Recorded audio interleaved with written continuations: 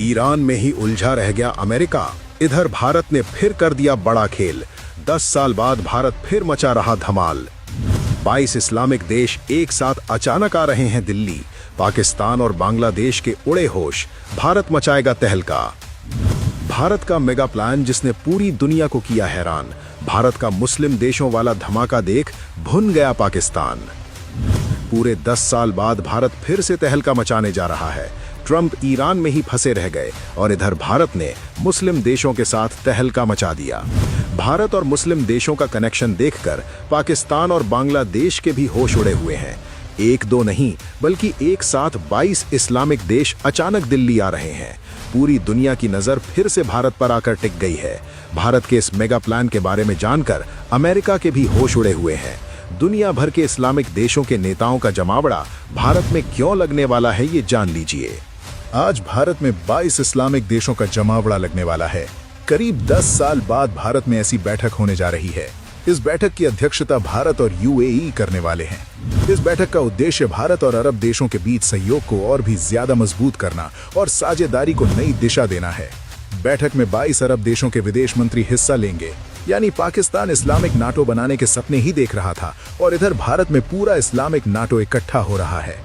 Pakistan, Saudi अरब और तुर्की के बीच एक संभावित इस्लामिक नाटो को लेकर चर्चा हो रही है। पाकिस्तान पहले ही सऊदी अरब के साथ एक strategic mutual defence agreement sign कर चुका है, जिसमें एक देश पर हमला होने की स्थिति में उसे सभी पर हमला माना जाएगा। तुर्की भी इस गठजोड़ में शामिल होने की कोशिश कर रहा है। इस गठबंधन को इस्लामिक नाटो कहा जा रहा है क्योंकि सऊदी के पास पैसा है, तुर्की के पास सेना है और पाकिस्तान के पास न्यूक्लियर मौजूद है।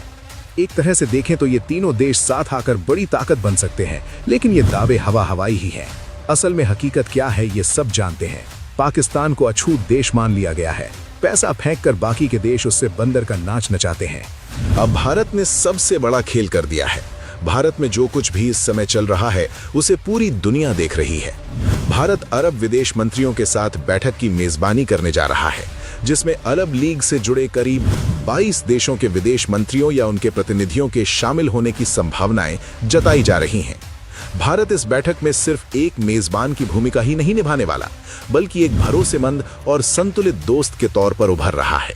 भारत किसी खेमे में बंटने के बजाय संवाद और सहयोग की नीति पर चल रहा है और यही बात अरब देशों को भी आकर्षित कर रही है।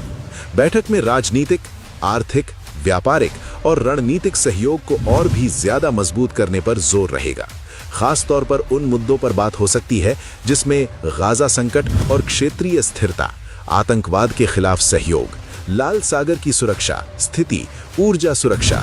ये सभी मुद्दे जो हैं वो भारत के लिए इसलिए भी अहम है क्योंकि भारत अपनी 80% से ज्यादा ऊर्जा जरूरतें खाड़ी देशों से पूरा करता है।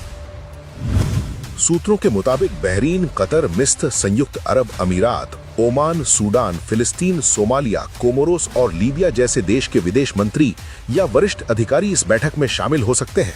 कतर, यूएई और ओमान के मंत्रियों की मौजूदगी लगभग तय ही मानी जा रही है।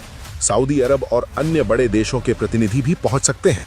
लीबिया के विदेश मंत्री का दौरा खास माना जा रहा है क्योंकि गद्दाफी के बाद ये पहला बड़ा उच्च स्तरीय संपर्क होगा।